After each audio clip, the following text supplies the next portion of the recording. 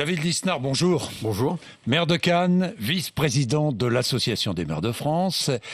Fils de footballeur professionnel. Votre père était footballeur professionnel. Ouais. Vous avez regardé, j'imagine, France-Allemagne hier soir. J'ai pu voir effectivement la deuxième mi-temps en revenant de Montpellier, d'une terre que vous connaissez bien. Succès collectif ? Oui, avec un gros volume de jeu, une grosse intensité. Et puis un succès contre l'Allemagne, c'est toujours bon à prendre. C'est toujours bon à prendre. La France a mis l'Allemagne à terre, si je puis dire. Un genou à terre. Un genou à terre. D'ailleurs, les joueurs français n'ont pas posé ce genou à terre hier. Ils ont reculé devant l'ampleur de la polémique. Vous préférez ? Oui, je préfère parce que le problème, c'est qu'il faut lutter contre le racisme, évidemment. Le racisme, dans la vie, c'est ce qu'il y a de pire. C'est-à-dire juger quelqu'un, non pas pour ce qu'il a fait, mais pour ce qu'il est. C'est une abjection. Il y a du racisme, d'ailleurs, aussi dans le football, on le sait bien. Mais le genou à terre, c'est un geste politique. C'est un geste d'extrême gauche. C'est un geste qui est importé des Black Lives Matter, qui renvoie à une situation aux États-Unis très, très difficile, celle de la situation de nombreux Noirs à l'égard notamment de la police, mais qui, transposée en France, s'inscrit dans une logique d'extrême gauche, une logique extrêmement malsaine.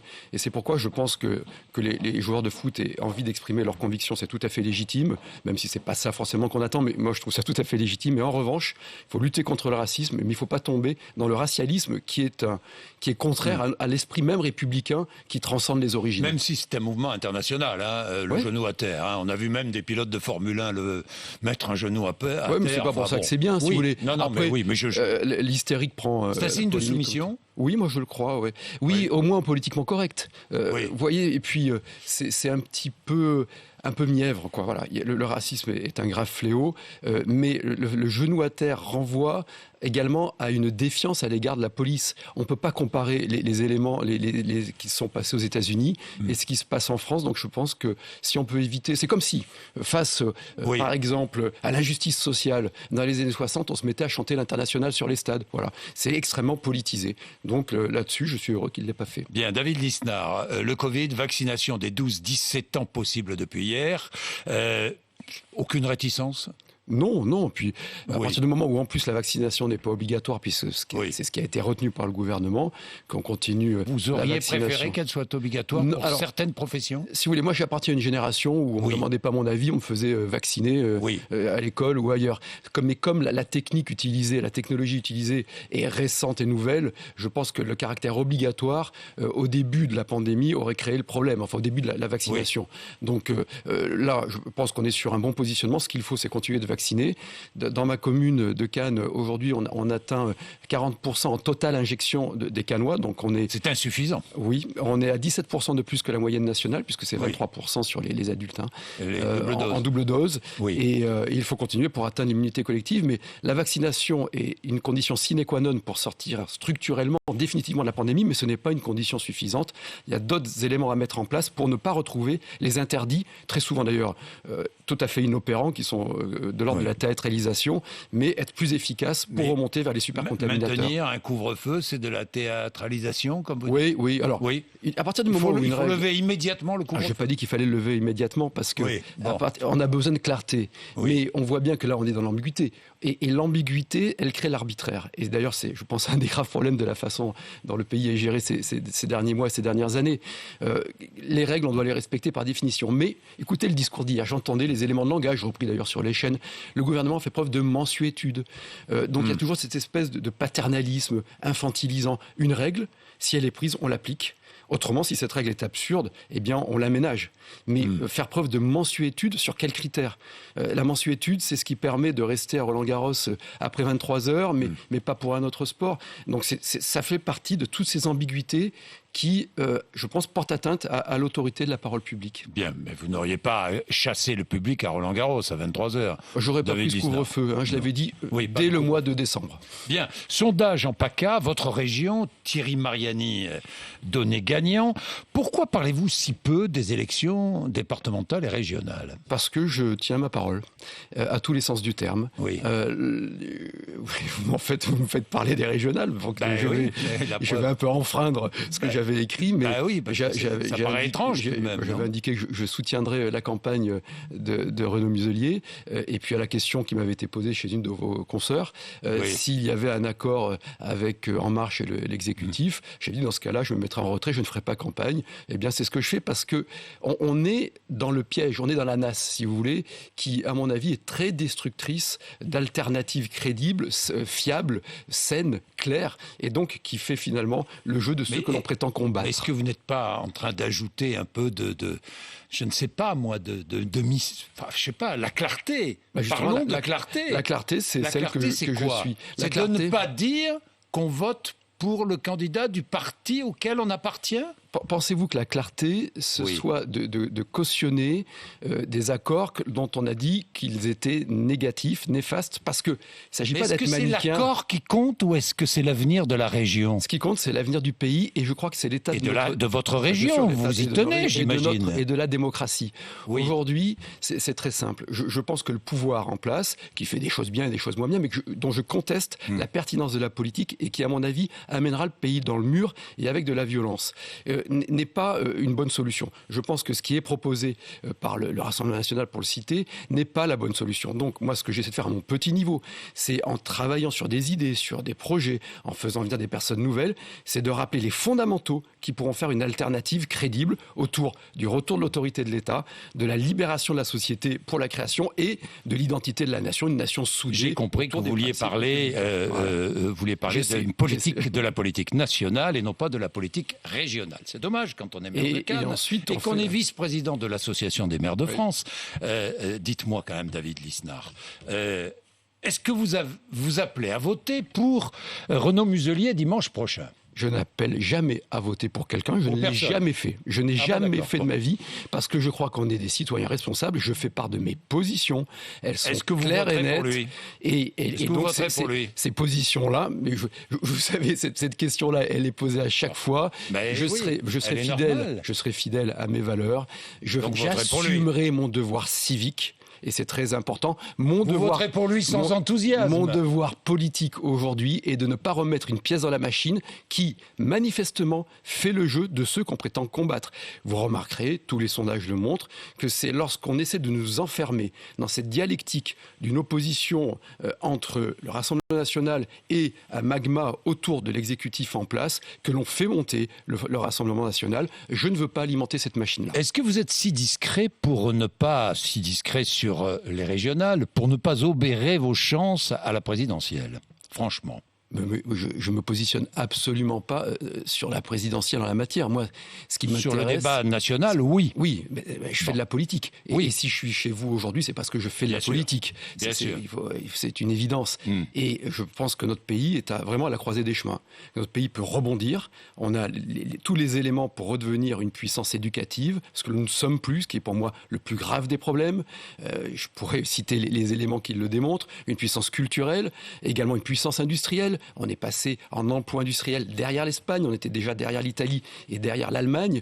Voilà des enjeux forts. Donc je suis dans une période de ma vie, par mon expérience dans le privé et dans le public, où j'essaie de contribuer au débat en rappelant des éléments qui, à mon avis, peuvent structurer une opposition gauche-droite qui est source de démocratie. Parce que l'enjeu, c'est la démocratie. C'est la démocratie. Alors, candidat ou pas à la présidentielle, vous ne vous prononcez pas. On est bien d'accord, vous n'allez pas nous le dire ce matin, j'imagine. J'essaie de faire... Le candidat que je soutiens, c'est parce qu'on me pose la question. On est dans un système où dès que l'on apparaît sur des médias... Et plus présidentiel encore que jamais. Avec ce qui s'est passé, les Gilets jaunes, avec la pandémie, plus présidentielle avec l'état d'urgence, avec le Conseil de défense qui a hyper centralisé. C'est pourquoi, moi, avec les personnes qui me rejoignent, on essaie de porter un projet de gouvernement qui soit crédible sur le comment, parce que sur les grands principes, il y a deux grandes lignes qui s'affrontent en France encore, tant mieux, c'est sur le comment, et je dis bien un projet présidentiel et législatif. J'essaie de dépersonnaliser au maximum la démarche, puisque je crois qu'on a une fenêtre de tir pour à nouveau parler de contenu, comment on arrive à baisser le nombre de normes et de charges en France, comment on peut essayer de mettre en place une dynamique positive sur l'instruction, je lisais l'instruction publique, et pour réduire le poids des prélèvements obligatoires, la dépense publique. Je vais y revenir. Regardez le rapport de la Cour des comptes je vais y revenir. aujourd'hui d'ailleurs. Ça fait des mois que vous parlez d'une initiative. Oui. Oui. Je l'ai prise d'ailleurs la semaine dernière. Voilà. L'initiative, c'est de relancer, c'est de développer votre parti, oui. Votre projet, on est bien d'accord. Absolument. Au service, je ne sais pas, de votre candidature ou d'un autre. De mon pays, de mes idées, de mes convictions, d'une logique collective et de quelqu'un qui pourra porter cela. Et je serais très heureux de faire campagne pour quelqu'un qui porterait mes convictions. François Baroin ? Pourquoi pas? Oui, François Baroin, c'est une personne de grande qualité, évidemment. Oui. Et on a beaucoup de talent. Je crois qu'on nous reproche pas ça. Vous avez beaucoup de talent. Oui. Mais il n'y a pas de leadership aujourd'hui. Il y a tant de talent qu'aucun ne se dégage. Oui, c'est vrai, mais c'est exact. Alors, quoi, une primaire? Comment allez-vous faire? Je pense qu'il faudra un système de sélection. Mais comment? J'attends ce que proposera Jean Leonetti. Mais vous avez une idée, quand même, non? Alors, moi j'ai une idée, c'est de s'appuyer. Regarde, il y a plus de 500 000 élus locaux en France, qui sont des gens formidables, qui ont les pieds sur le terrain, etc. Sur ces plus de 500 000 locaux, 350 000 élus locaux sont soit LR, soit se disent proches des convictions de LR, divers droite et du centre. Je pense que déjà s'appuyer sur cette force-là, pour leur demander de dégager un champion pourrait être quelque chose de positif. Plus les militants encore encartés, on les consulte, on leur demande de s'exprimer. Les partis proches, ce qu'a fait Xavier Bertrand, ce qu'a fait Valérie Pécresse, Bruno Retailleau évidemment, qui produit un travail aussi remarquable. Et je pense qu'en pondérant cela, et je sais que Jean Leonetti, et qui est un homme d'intelligence et de rigueur, va nous proposer un système, j'en suis sûr, intelligent et pertinent. L'enjeu, c'est pas la droite, vous le comprenez. Je crois, moi, qu'il faut une offre gauche-droite pour qu'il y ait un choix. L'enjeu, c'est l'avenir du pays et qu'on oxygène à nouveau la démocratie. Gauche-droite, très bien, mais il y a l'extrême gauche et il y a l'extrême droite aussi, dans le jeu. Plus que jamais, parce que moins que jamais, il y a de la gauche et de la droite. Parce qu'on a besoin je pense, non pas de manichéisme, qui est un mal terrible, mais d'avoir un clivage sain pour confronter des valeurs et des convictions et des idées. Alors, question, pour la France, souhaitez-vous qu'Emmanuel Macron se représente en 2022 ? Je dis pour la France. Alors objectivement, je ne me suis pas posé la question, mais je crois que la question ne se pose pas. On voit bien qu'il est président sortant, il est légitime pour faire valoir son bilan et un projet qu'il pourrait porter, que je crois négatif pour le pays. Très objectivement, il est en campagne permanente, ça n'échappe à personne, donc la question ne se pose pas. Vous avez un temps été très admiratif devant Emmanuel Macron, avant qu'il ne soit président. Avant qu'il ne soit président. Entre 2014 et 2016...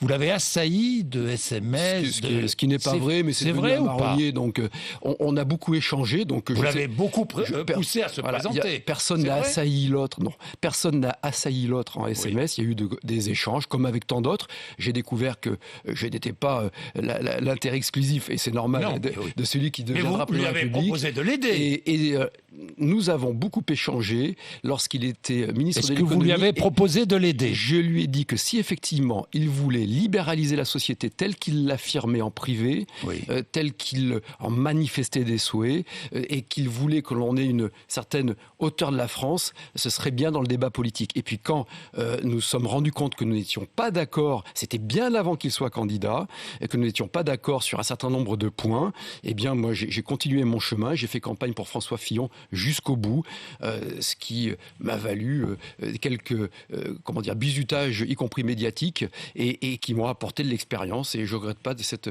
expérience-là. Donc, constant dans mes convictions, mes valeurs, et il n'y a rien à cacher. Bien, David Lisnard, parlons du quoi qu'il en coûte. Il faut sortir vite du quoi qu'il en coûte maintenant. Il va falloir en sortir, parce que plus on attend vite au rythme de la compensation, de l'indemnisation des professionnels impactés. C'est-à-dire qu'on a souvent assimilé le quoi qu'il en coûte à de l'aide. Non, c'est de l'indemnisation de professionnels qui, pour une raison compréhensible, ne pouvaient plus exercer leur activité. Donc il y a un préjudice, donc on l'indemnise, on le compense, c'est logique. En revanche, plus on sortira tard du fameux quoi qu'il en coûte, qui est une très mauvaise expression, plus il en coûtera précisément aux générations futures. Et ce qui est manifeste dans la période que nous vivons, c'est que les problèmes structurels de la France, que l'on connaît depuis 40 ans, bien avant le pouvoir en place, qui se sont accentués ces dernières années, sont en train encore de s'accentuer lorsque l'on se compare à nos voisins. C'est le chômage endémique, c'est les prélèvements obligatoires les plus élevés de l'OCDE, impôts et charges, et notamment sur les charges. Ce sont également le déficit de l'État qui diminuait depuis la fin des subprimes et qui augmente depuis 2018. Tout cela est lié et plombe profondément la compétitivité du pays et une nouvelle espérance. Et donc moi, ce que une forte baisse des dépenses publiques est indispensable. Une baisse en valeur relative. C'est ce que disait François Fillon, qui a même parlé de 100 milliards d'euros. C'est ce je me souviens. Enfin, c'est ce que dit la Cour des comptes. Donc il faut une réforme des retraites ? Oui, bien sûr qu'il faut une réforme. Pour la reprendre immédiatement ? Non, aujourd'hui, le pouvoir n'a plus la légitimité pour la faire. Ça sera une réforme de début de quinquennat. Alors, une réforme des retraites. Marine Le Pen propose la retraite à 60 ans, après 40 ans d'annuité. Ça vous paraît irresponsable ? Ça me paraît démagogique. Il y a des principes de réalité. Il va falloir travailler plus longtemps. Les retraites, c'est 14% du PIB. Donc c'est plus que partout ailleurs. Donc il faut trouver la solution pour permettre aux retraités de vivre dans des bonnes conditions et des conditions dignes. Et la dignité, c'est quelque chose de fondamental dans la vie, avec un bon revenu et de préserver les comptes publics, d'arrêter... C'est formidable, ça, évidemment. Un bon revenu pour les retraités.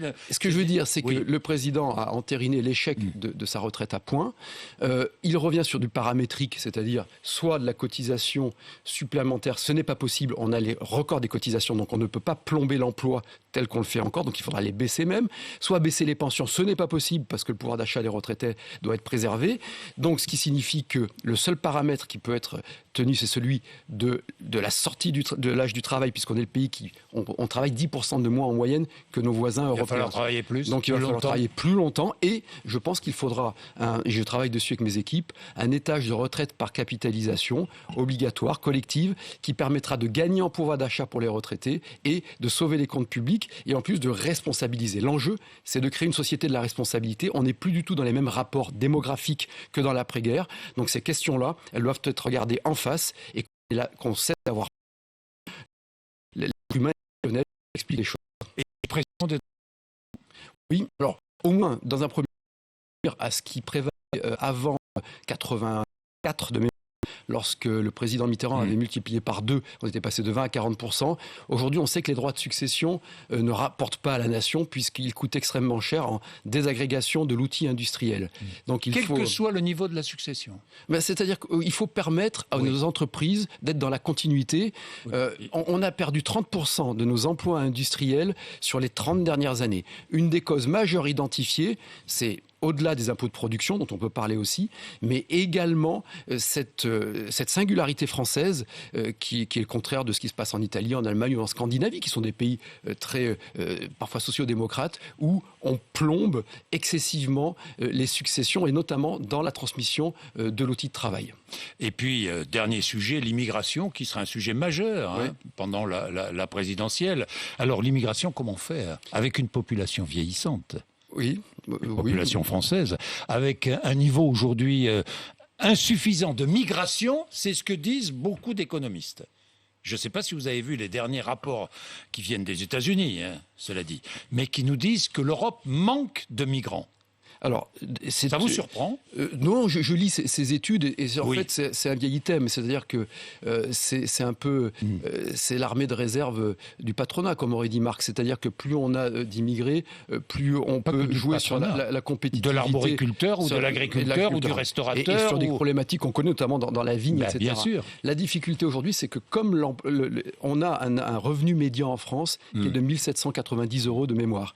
Si vous voulez payer 1 790 € net quelqu'un, il faut produire le double en valeur ajoutée. Donc, comme l'appareil de l'État est obsolète, il y a trop de charges sociales, les salaires nets sont trop faibles. Et pour le coup, on manque d'attractivité sur ces emplois. Donc, la solution, c'est évidemment de réduire l'immigration parce qu'on a un problème identitaire, d'assimilation, de concorde nationale. Il faut qu'on arrive à intégrer, à casser le déterminisme identitaire ou le déterminisme social pour recréer de l'égalité des chances. Donc là-dessus, moi, je suis extrêmement clair. Et parallèlement, il faut retrouver une espérance pour qu'on retrouve de la démographie.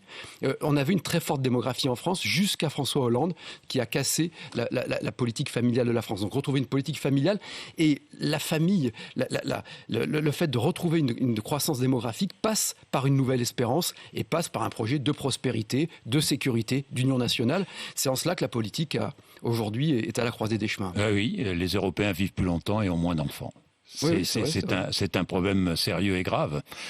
Problème sérieux. Oui, mais comme il y a un problème sérieux et grave d'assimilation, d'incapacité à intégrer, la France n'est pas capable, de communautarisme, n'est pas capable d'accueillir d'intégrer, d'assimiler aujourd'hui, non, des migrants? Il n'y a jamais eu autant. On est monté en 2019 à 275 000 régularisations légales en France. On sait très bien, c'est au moins 5 ou 6 fois plus par rapport à nos capacités en matière de logement, d'emploi. On a quasiment 4 millions de chômeurs. Donc il faut sortir de cette spirale négative, être capable de dire à chaque personne qui rejoint la France qu'elle peut et doit devenir française de façon pleine et entière dans ses droits et ses devoirs. Et cela passe par une politique de prospérité. Aujourd'hui, nous ne sommes pas en mesure de continuer, et nous ne le faisons pas. Il y a un problème majeur d'intégration et même d'assimilation. Il y a un problème républicain majeur aujourd'hui en France. Merci David Lisnard Merci à vous d'être venu nous voir ce matin. RMC BFM TV, il est 8h54.